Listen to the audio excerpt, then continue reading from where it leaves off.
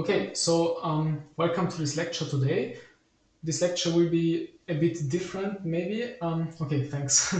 This lecture will be a bit different. We will not talk about a very detailed cryptanalysis of some block cipher or something or primitive, but rather we will see about how can go wrong on so which things can go wrong on a higher level, on a mode level, for example.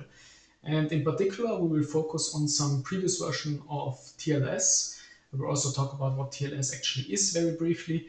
And then we will see, then we will see what actually went wrong in some previous version of TLS. Okay, so let's start with an outline first. So I will first talk about SSL and TLS. So what is this actually? So what do we use this for, and what was the origin of these protocols? Then I'll very briefly talk about the Crime with the Beast attack, only to give you some idea of what happened and of how attacks actually got better during the time, during many years actually. And in particular, I will talk about then two attacks, namely Lucky 13 and RC4. And so there will be more details about these two attacks, especially Lucky 13. And this will show then also that it's very difficult to actually implement something that is in theory secure correctly also in practice.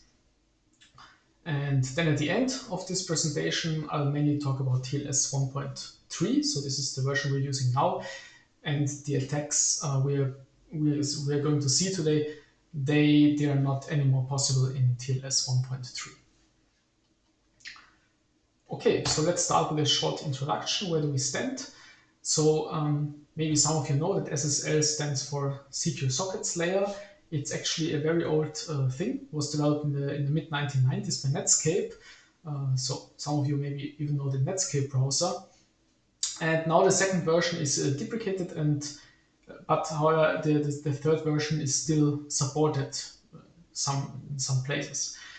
And then after that, it came the TLS, which basically stands for Transport Layer Security, which effectively is a standardized version of SSL, so of the previous thing we were using.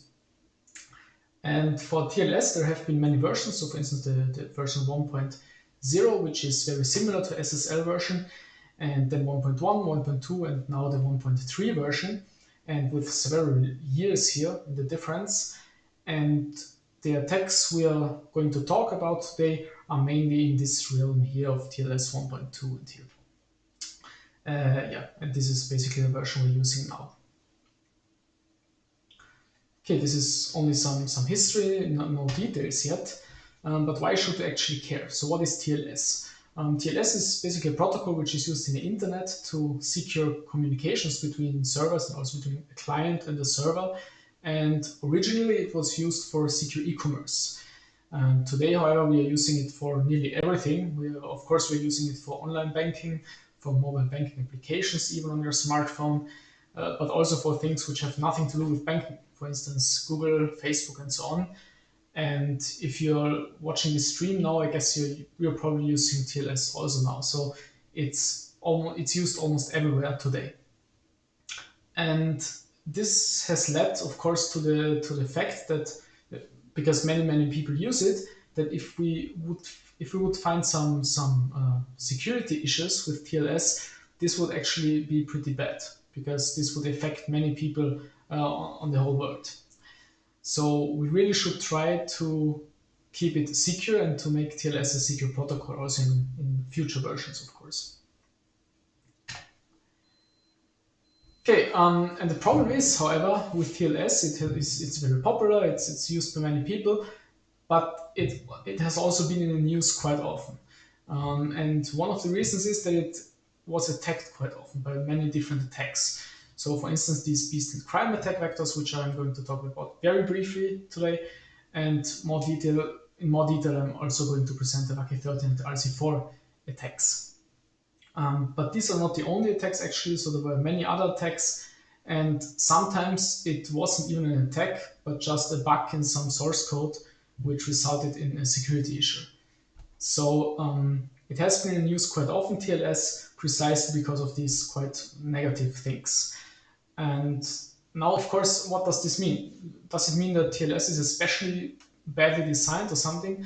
No, but the reason is that TLS is basically so popular and used by so many people that it also got much more attention, of course, than some block cipher, which not many people use, or some other protocol which not many people use.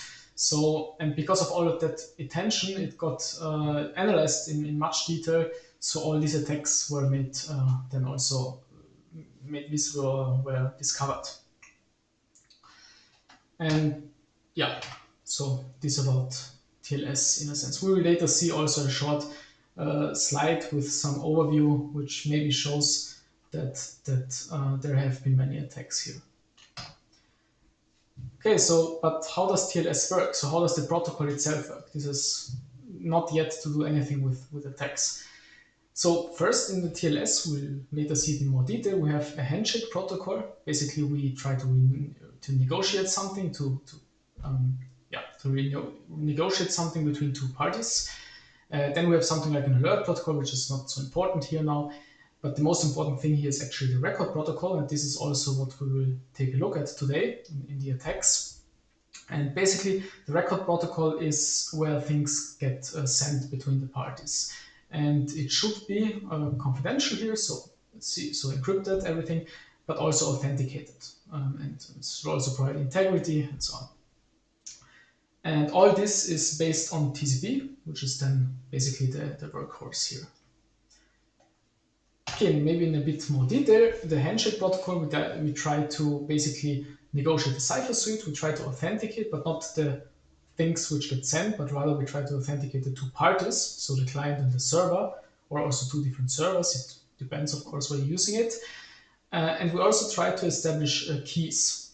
And these are namely symmetric keys, which then get used in the record protocol. So this is essentially the second step of the communication. And then in the record protocol, basically, this is the main thing where all the data gets transmitted. So these are the two steps of TLS, so the parts of the protocol. As I said, there's also the alert protocol, but that's not so important here now. Okay, so what about TLS 1.2? So basically the previous version. This was widely supported, so it's widely supported in most browsers still, and it actually was a bit difficult already to move from TLS 1.1 to TLS 1.2. So for instance, TLS 1.2 was released well before 2014, but in 2014, still many servers were actually supporting the older version, which is not so good. And this is actually also a problem with the things we're designing here. So the problem is to make people actually use the newest and the most secure version. So that's one of the issues here. However, that's maybe a good side effect of all the attacks, that they have accelerated the adoption of TLS 1.2, and yeah, so this is a nice side effect of attacks. And now in 2017, so now 3 or 4 years ago, basically, almost all connections also use authenticated encryption. We'll see later what this is. And actually in TLS 1.3, this is realized in an even better way than in TLS 1.2, which we'll also see later. Okay, so this is the slide here I've talked about before with all the attacks, or with some of the attacks which took place on TLS. So this is not TLS 1.2 only, but also the previous versions. And now it's not very important to remember each of these names. I don't remember most of them and how they work in detail, but it's just to give you an idea of how much actually went wrong in the history of TLS. And so this should be also maybe for the future something we actually learned it in TLS 1.3, what we should do in order to mitigate all these attacks and maybe also future potential attacks. So just to give some motivation maybe why this is actually important. Okay, so the first attack. So are there any questions so far? This was the introduction of what TLS actually is.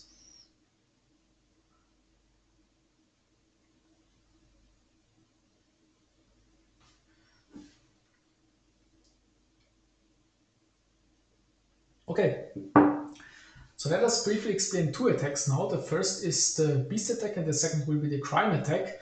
Now I won't explain the attacks in detail, it's not the purpose here, but the purpose is to give you an intuition of how a theoretic attack, or something which theoretically isn't good, translated to an actual practical attack later on.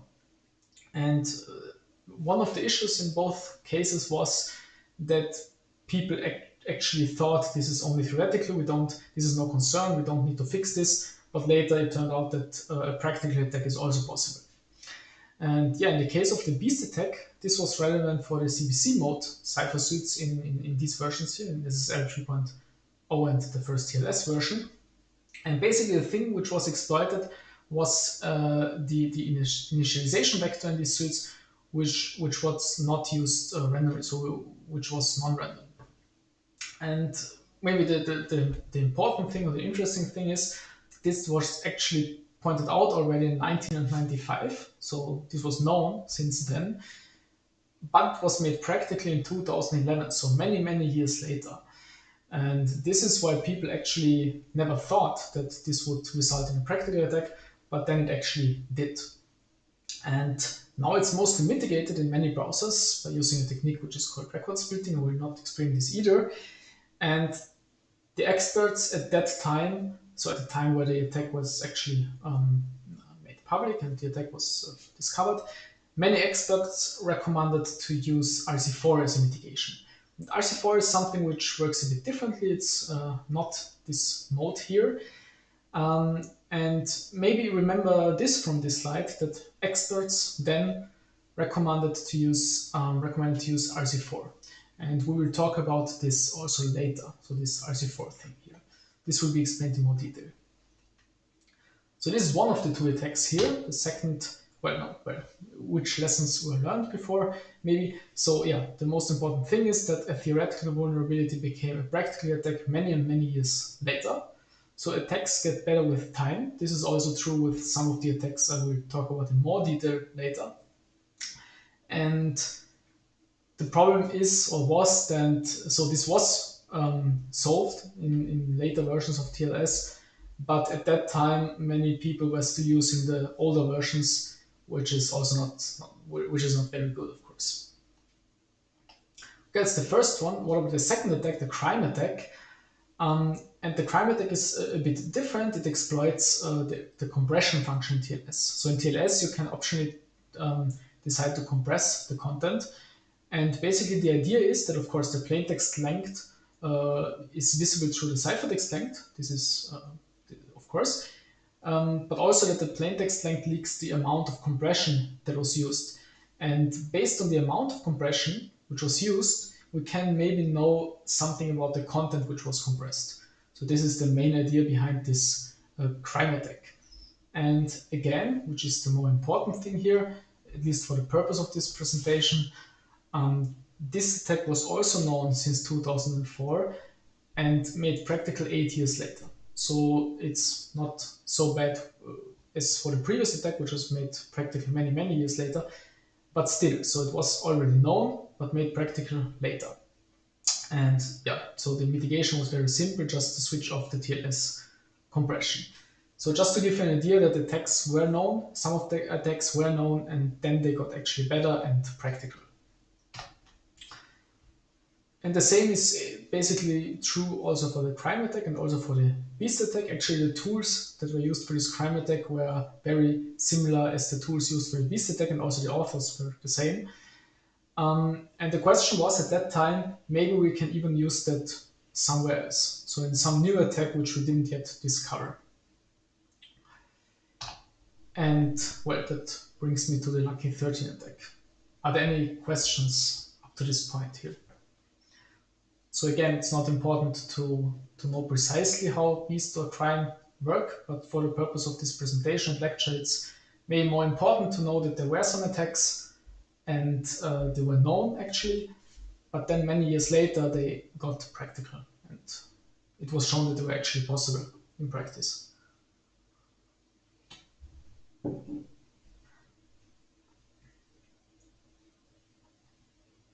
Okay, so let's continue. So this attack, the Lucky 13 attack, will now be explained in a bit more detail here, so exactly how it works. But let's first continue with some TLS specification here.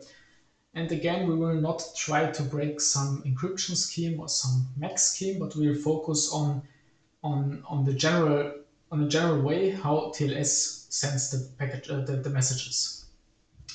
And the approach in TLS, so this was used then. Now it's not used anymore in TLS 1.3, but then it was MAC encode encrypt. So what this means actually is that we first have in a package, if we send this, so this is all doing the record protocol, we have some sequence number and some header. Then we have a payload. Payload is what we actually want to send, so this is the plain text, in other words. And then what we do first is this MAC computation. So what the MAC does, it's a message authentication code. So basically it computes something which then a verifier can compute. And if it's actually the same, the verifier can say, or with high probability at least, that the message was not changed. So it basically provides integrity and also authenticity for the party, for the two parties which have the same key. Okay, so this is the first thing that happens, is this MAC approach. Then this MAC gets, so this is then the resulting tag of this MAC, which gets added to the plaintext, so the payload. And at the end, we have some padding. And this is actually where things can go very wrong, which we will see later. But first, well, why do we use a padding? We need a padding because for the encryption, we use CBC. So CBC means that it basically uses some block cipher, and then the encryption takes place in blocks. And if the whole thing here is precisely the multiple of a block size or not the multiple of a block size, well, either way, we need to add some padding in order to basically make this possible. So just ignore this RC4 here for the moment, we will see this later. So just take CBC here. Okay, so we add some padding, then we have the plaintext, the MAC tag and the padding, and after that we encrypt it and we receive the ciphertext with some header in front. So far there's nothing that can go wrong, at least not at first sight. So this is just how TLS encrypted messages and sent them. And yeah, for the MAC computation, something like that is used. In our example, I think we'll focus on SHA-1 here.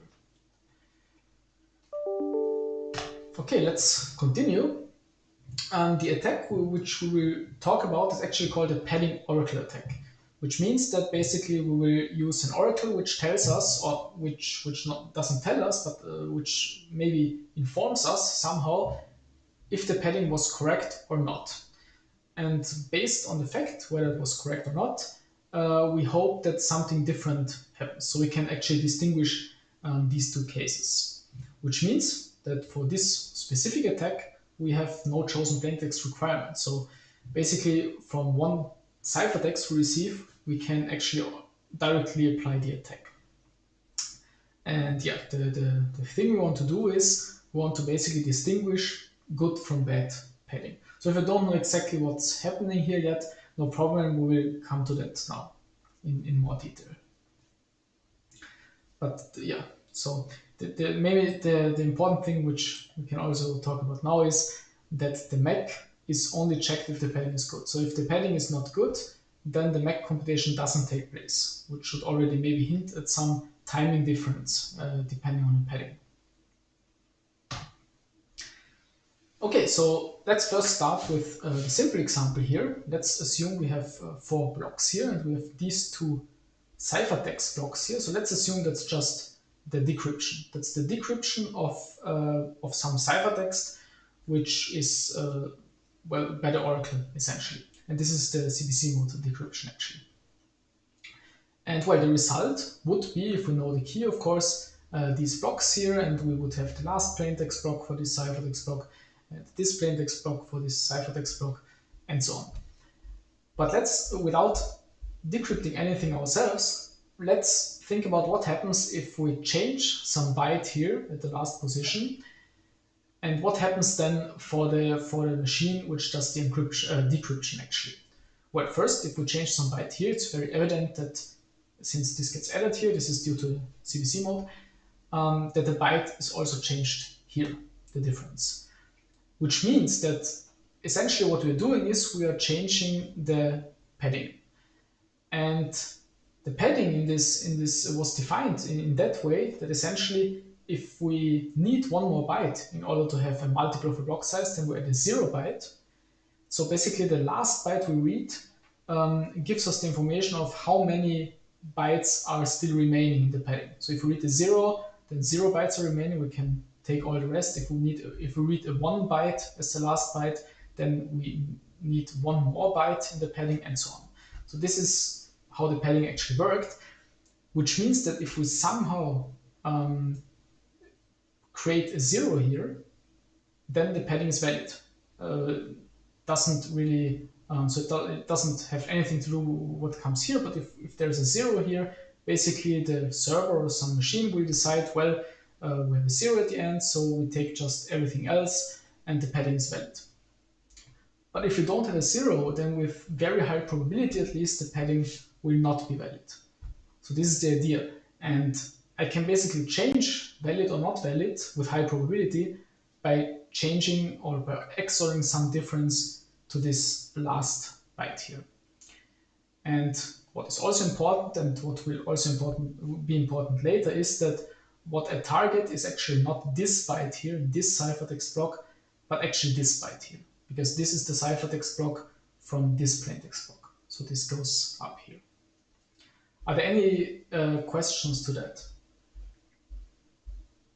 Because everything else what comes will be very similar to that then, or at least. Yeah.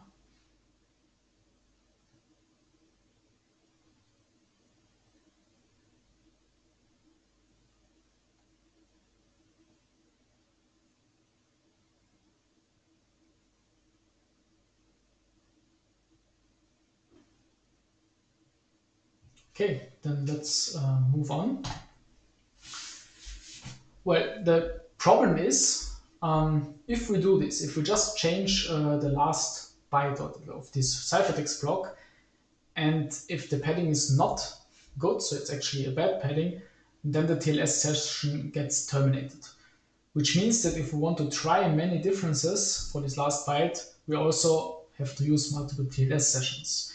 So we basically have a fixed plaintext, so the same plaintext with a fixed location, but in multiple TLS sessions, which may be a problem because we essentially need many more TLS sessions to be opened.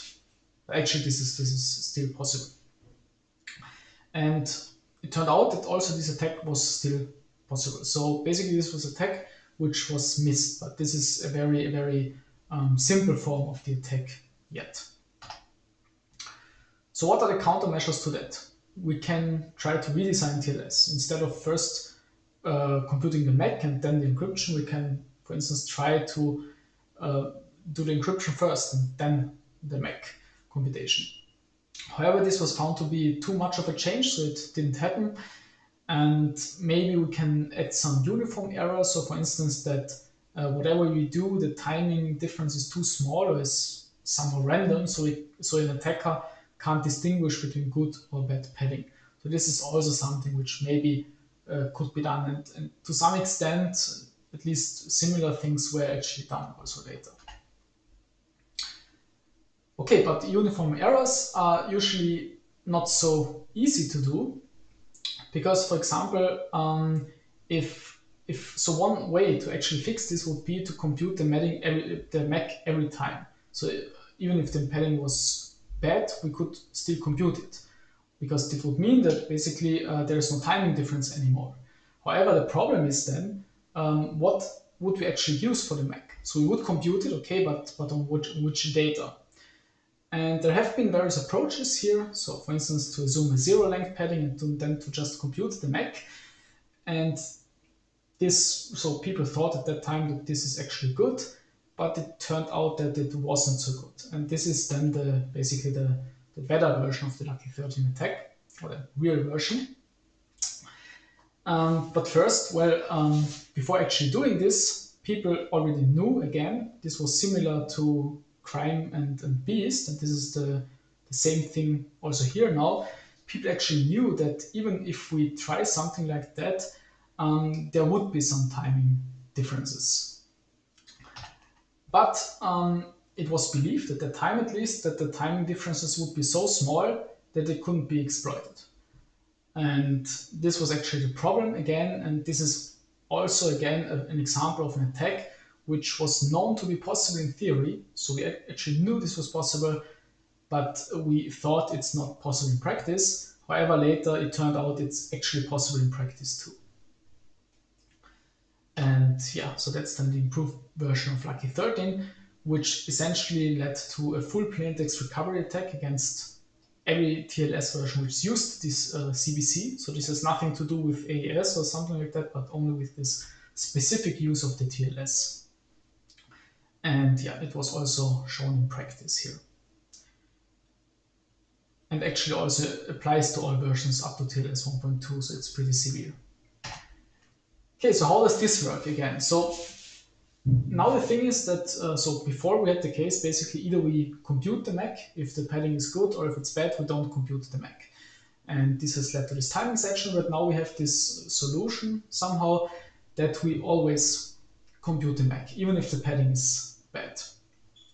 And well, for the purpose of this example, let's focus on HMAC with SHA-1. And basically HMAC is just a MAC algorithm, and these details don't really matter here, but just for giving the details to the attack. So the thing is, in this underlying function here, that if the length of the thing which gets MAC'd, so if the length of the payload which the MAC is computed on, if this is at most 55 bytes, then 4 compression functions are used within this evaluation here. Again, you don't need to remember this exactly the numbers. This is not important, but just the difference here in the compression functions. We will see this later why this actually matters. If it was something between 56 and 119, then 5 compression functions were used, and for everything else, at least 6 compression functions. So essentially, 1 gets added for each 64 byte block due to the internals here.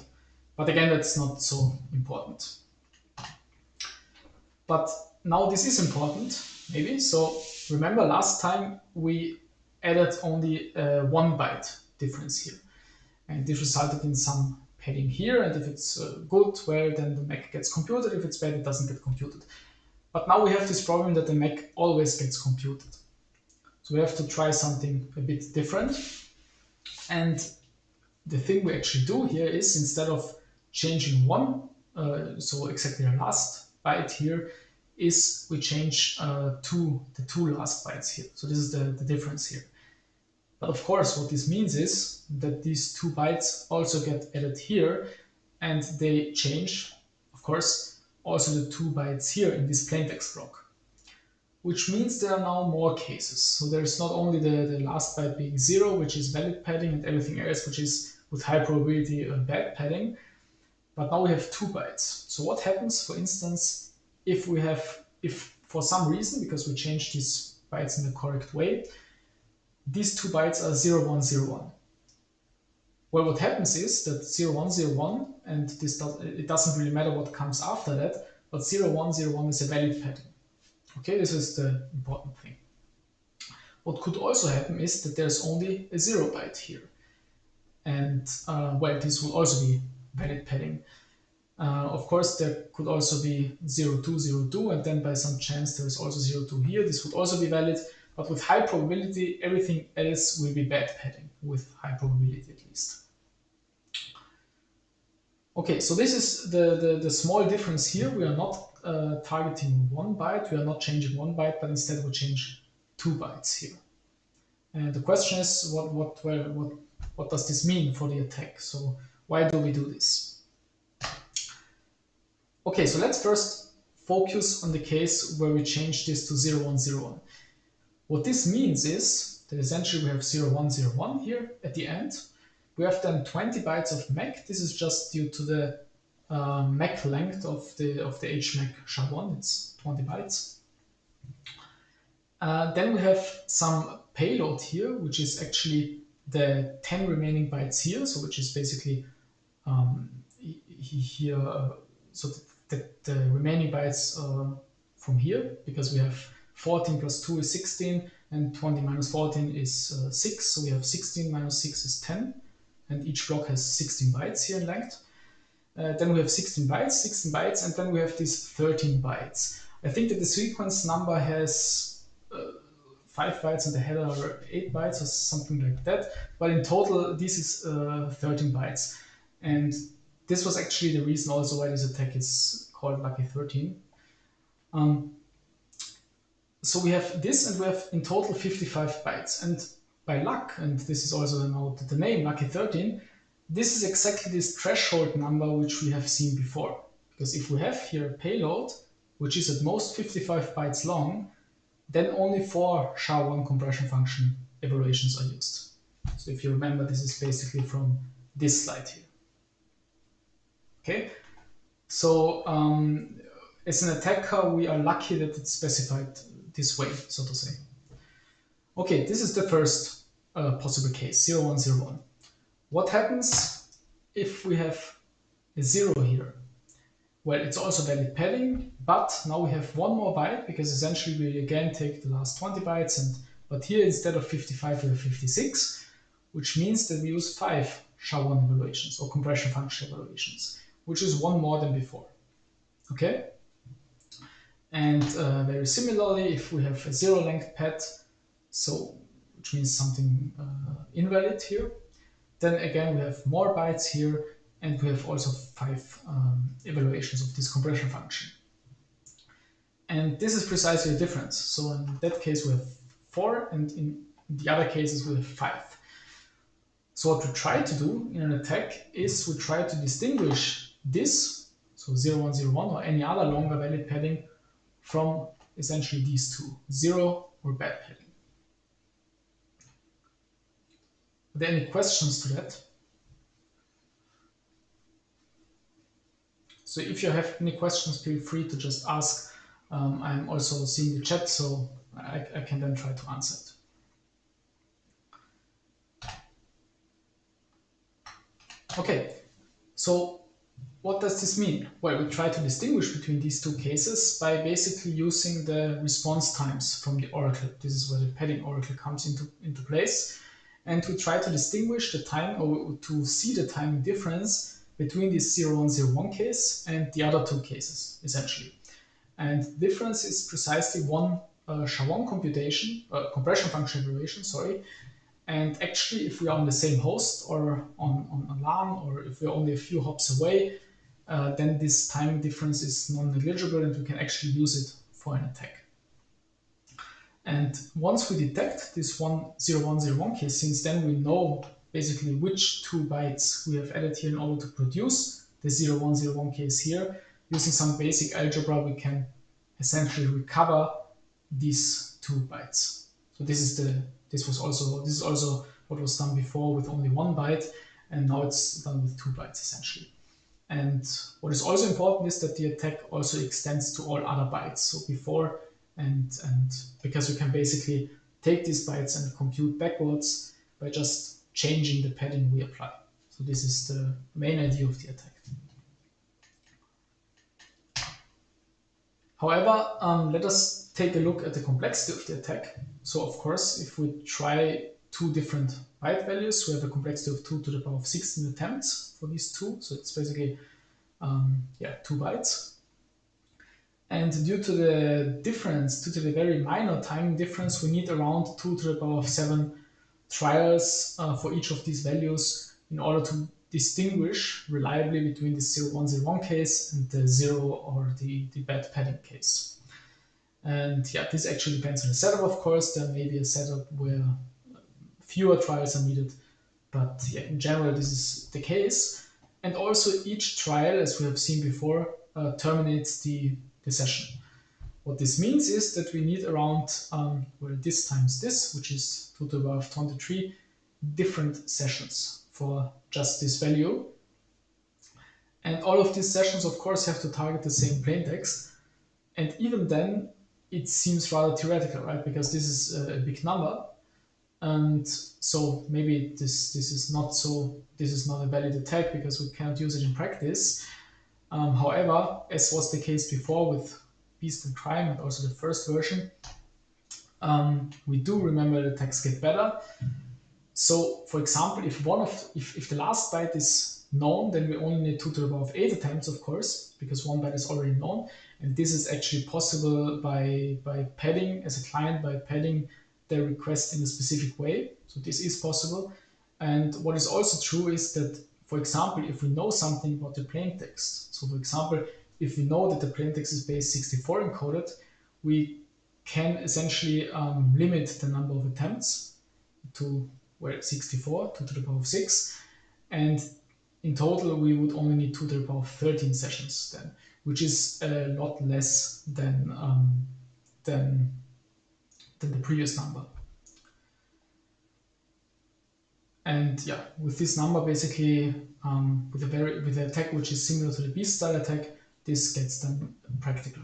So again, something that was only thought to be theoretically possible gets practical. Okay, some experimental results just to illustrate you the difference. It's so these numbers are not so important, but if we would try this in practice, then we would see, for instance, if we have a plaintext which has 2 final bytes, 0, 1, and then FF. If we basically XOR the difference FE, which then makes this 0, 1, we have 0, 1, 0, 1, and we clearly see that due to using fewer evaluations of this compression function in SHA, that we can clearly distinguish this case from the other cases. So this is basically so we can see it also in practice. Okay, so now we have this attack, and what do we do? So if you remember, for the first attack, we just said, well, let's just compute the MAC always, and now now we are actually computing it always, but we still have this problem. So what do we do? And so what we would like to have is constant time decryption, because constant time decryption means that there is no timing side channel, and we cannot mount this attack, and maybe we cannot mount also other attacks. So what is possible, what would be possible, for instance, is to add some dummy hash compression function computations, which would make the whole thing slower, of course, but which would to some extent mitigate this attack. Or we could also try to include some dummy padding checks, which are, of course, independent of the status of the padding. So there are many things we could do. These are just some of them. And actually, many of them need to be done, otherwise the attacks would still work, which means that actually implementing this in practice, a secure version of this TLS-CDC combination, is quite hard. Because in practice, we need to take care of many things that can go wrong, and so it's not so easy, actually. But if we do implement all these things, and if we take care of them, then it's a lot better. We can see a difference before implementing and after implementing them. This is basically the side channel, the bias that remains, but it's still not perfect. So there's still some bias here, which already hinted at the fact that we really need something much different than that. So what is the impact of this attack? Many browsers got patched, and also OpenSSL got patched. And Microsoft just said that the issue has already been addressed, and this is not a problem for them, actually. So yeah, this is all we hope, of course, it's true. And what did we learn? Well, we learned that this approach is actually not so easy to implement securely. And one of the main issues was, this was true, for instance, for the first version of this Lucky 13 attack, where we only changed 1 byte, that each fix we tried to apply was the easiest option at the time. So we didn't think about further attacks, but we just tried to fix the attack at hand quickly and in an easy way, so to say. And this history of basically attack fixes, and so on has led to a point where now we need something like 500 lines in order to fix all these things, only this attack actually. And it shows that the small details of the underlying mode and how it's used actually matter. And this is not really depending on the primitives which are used, but rather on the connections between these primitives. So how is the protocol actually built?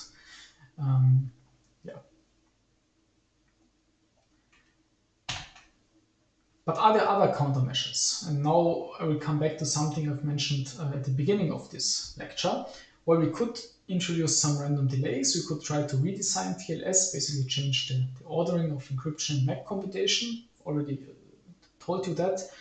We can try to switch to something else, for instance ASGCM, which is basically which does authentication also without this MAC computation. But at that time it wasn't widely supported, so we didn't do this. And again, many people who already said this after the crime and peace attacks said that we could basically try to switch to RC4, which is again something different. But again, many people said this, many experts recommended it. So is it actually a good idea to switch to RC4 is the obvious question. And it turned out that it wasn't a good idea. So it's not being done now because there are also some attacks on RC4. Okay, but this essentially concludes this Lucky 13 so chapter. Are there any questions on that to that attack, how it works?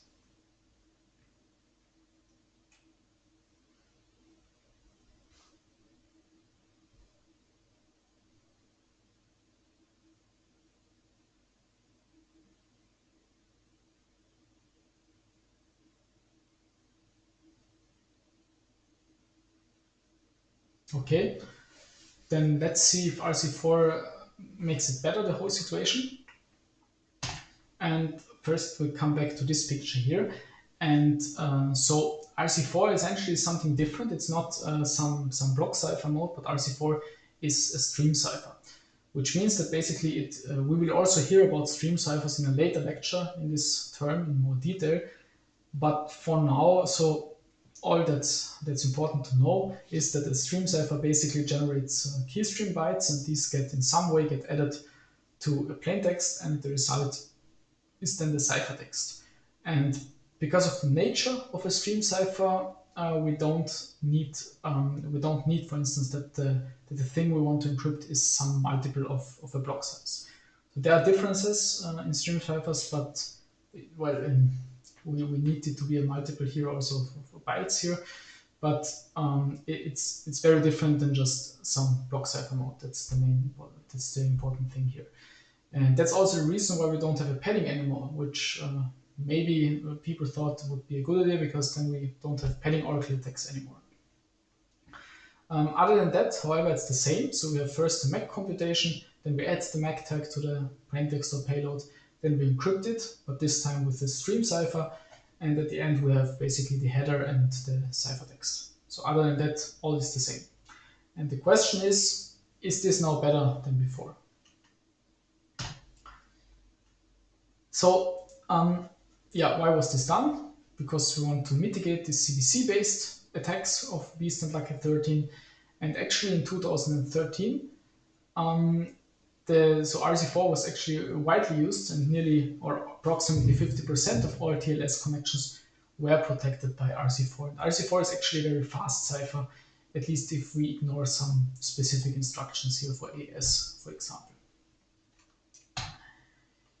But the problem was at that time already that RC4 was known to have statistical weaknesses.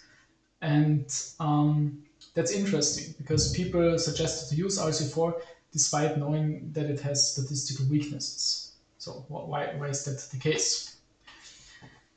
Okay, but first about the statistical weaknesses, what does this actually mean? And as I've told you before, a stream cipher is something that just produces keystream bytes, many of them, and in some way they get added to the plaintext. So essentially keystream bytes are produced, and we want them to be uniformly distributed, so that at each position it should be that the probability for each byte being some value should be the same for each value, of course. However, in 2001 already we knew that the probability of the second byte being a 0, so the second keystream byte, is 1 over 128, which is of course biased, because we would expect 1 over 256 being a byte. And there are also some other biases here, especially also for the first 256 approximately bytes, and also for these here. But if you take a look, essentially it's the initial bytes only somehow. Okay, but we knew already that these biases existed. So 2001 is way before 2013, 2002 also, and even 2011. So even though we know this, we actually recommend using it. So this is a bit strange, right? So what's going on here? Why do we actually do this? We know it's not very good, but we still recommend to use it. And there were actually many reasons. So for example, some people said that the biases are only in the first bytes, as we've seen from the previous slide. And in the first bytes, usually the information in the first bytes of TLS encrypted text is not very important or somewhat uninteresting. So even if we could break this, it doesn't really change much. It's not very severe. And there were also some saying that the biases are very small, so we cannot exploit them in any meaningful scenario, which means that basically we would need, for instance, too many sessions for that. Yeah, so this is also what some people said. Some people try to say, well, it's still a good trade-off. RC4 is a very fast cipher, so let's still use it, despite these very minor weaknesses. Some people were simply afraid of the beast attack, which was more popular at the time, so, well, they also tried to use RC4 for that reason. And finally, some people said that, well, if even Google uses it, and they did use it, then it, of course, has to be fine also for some not so important website. So again, in theory, we knew that this was actually weak, or not ideal at least, but we still recommend to use it because we don't think that in practice it matters. And well, this of course this changed again. And the first approach was from 2013 actually, where we had we had a distribution of the complete byte stream, not only for the beginning bytes. And these many tests that took place here in this approach revealed many new biases in this key stream. Okay, which was better than what was known before. So for example, this is the distribution for the first byte. We can clearly see that, well, we actually knew that we have a bias for 0 here. And also for the other bytes, we have a bias at some positions. Here, for example, for the 128, here for close to 256, and so on. So these are essentially the biases for the bytes. And with these biases, of course, we can create a plaintext recovery attack, similarly to what we did before. However, the problem is, and this will also be seen later on some pictures here, that basically we need many different sessions and also different keys here in order to basically obtain the biases. But in essence, how this works is pretty simple. For example, if we have many different ciphertexts here, and we actually need them, then we can target one byte of these ciphertexts here, so of the resulting plaintext. So there are different ciphertexts for the same plaintext. And if we target one specific byte, we can just try to guess a byte or for the plaintext disposition. Because due to the internals of the stream cipher, essentially if we XOR that, we get back the ciphertext. So plaintext plus key is the ciphertext. And if we guess some difference here, we essentially get some candidate for a keystream byte. This is how it works. And of course, we need to do this for many different positions at the same byte. And what we can achieve then is such a distribution. So I don't know what this distribution actually, for which byte this is, but you get some distribution. And then you can compare that with a known distribution. And if you do this, for instance, 256 times for each value, and then many times for different texts here, then what you will get is, for some value, you will get a closer fit, so to say, so you can basically compute the most likely plaintext byte. So this is what can be done.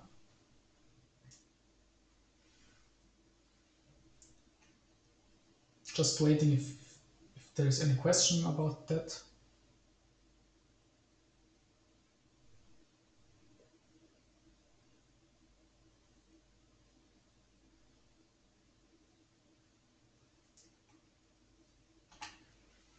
Okay, so as I've told you before, the problem with these things is that we need many sessions because we need to somehow compute a bias, and the bias gets visible only if we have many sessions. So for example, to really recover the first almost 256 bytes with very high probability, we need 2 to the power of 32 sessions, which is a lot. So, but still, this attack works. It was actually tested out. Yeah, and despite it working, people still said, well, it's not very important, the attack, because we can actually only target the first 256 bytes. So this is also visible in these images here. And because of these biases, we can actually only target the first bytes. And in the protocol, in the TLS protocol, the first 36 bytes are actually used for the handshake. And so in the protocol of then, how it was specified then. And then the next 220 bytes are used for data which is not so interesting. So even if you could recover basically the first 256 bytes of the plain text, it turned out to not be so interesting. So the attack was not really very severe, at least not in this form. However, there was also a second attack, a slightly different approach. And basically, we didn't only know biases about single bytes, so about single keystream bytes, but also about pairs of bytes.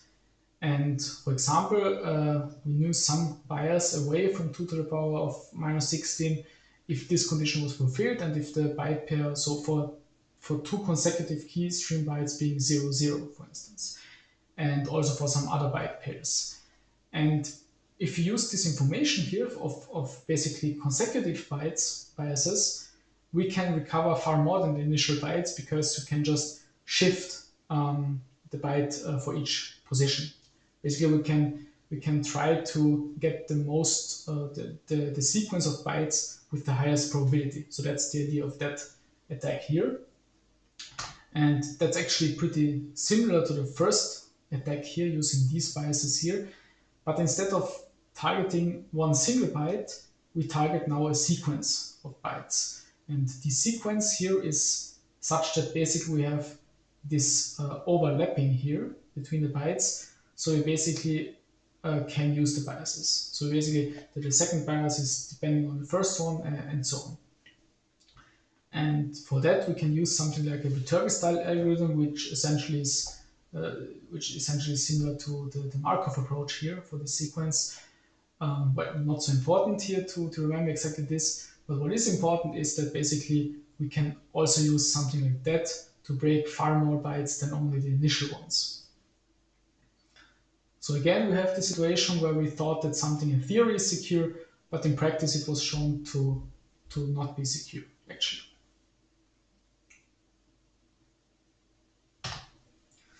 And if we compare that, and this was also this was the final result basically of the practical evaluation, we need many plaintext copies here. This is actually multiplied by 2 to the power of 30, but we see that it's actually not too bad compared to the individual bytes approach. And here we can even recover a cookie, and the cookie is not contained in the initial bytes. So this is basically the difference. Okay, so what are the countermeasures against the attacks? We can discard the initial keystream bytes, because if we do this, we basically take away the possibility to start the attack from these initial bytes. We can also try to limit, for example, the lifetime of cookies, so this approach. But the best approach probably would be to just stop using RC4 and TLS. And this is actually what has been done. So now it's not used anymore. Okay, so this was done. This was removed from, for example, from the Opera browser, but also from also Google and Microsoft focused on different solutions here rather than TLS. And yeah, if you're interested, then just follow this link here. Okay, so well, this is just a summary of the attacks, essentially of the RC4 attacks. Essentially, we need many sessions. There is one attack which targets the initial bytes. There's also a slightly different attack which targets consecutive bytes, and with this attack we can actually decrypt also decrypt also bytes which come at a later point in the plain text. And again, this illustrates that something that was thought only possible in theory was actually possible in practice later. And this is probably the main thing that is the same here for all the text and representation, that they actually get better with time. And this is something which we should keep in mind if we try to find some solution for an attack. So don't focus on the only issue at hand, but try to think about, well, how can we actually mitigate this also for some future attacks? And yeah, the result is that specifically this stream cipher was removed in TLS 1.3. Okay, so this was about the RC4 attacks. This was the last attack of today's lecture. Now, very briefly, I want to talk about the current developments in TLS. So how is the current version of TLS actually different from the last version? And well, the current status is that we know how this can be fixed. So Lucky 13, we know how it can be fixed, even if we would like to use something else instead, but at least we know how it can be fixed. RC4 is pretty much dead. We don't use it anymore. And in TLS 1.3, which is the version we are using now, or we at least we hope we are using now mostly, the idea was to switch fully to authenticated encryption, which is something which achieves the same things, but which does it in a different way. And one of these ways is, for instance, ASGCM, which does it. And actually, this is currently used also in TLS, which basically tries to mitigate these attacks. Yeah, these are then not so important to basically know all these, to remember all these names. But what is important is to remember that basically we try to go away from old approaches and to include new approaches. For instance, these two stream ciphers here, or also this MEC approach here, and most importantly, new authenticated encryption algorithms, which basically mitigate all these attacks. So all these padding oracle type of attacks, at least these ones. Yeah, so we're using, since 2018, we are hopefully using TLS 1.3, so this was the release.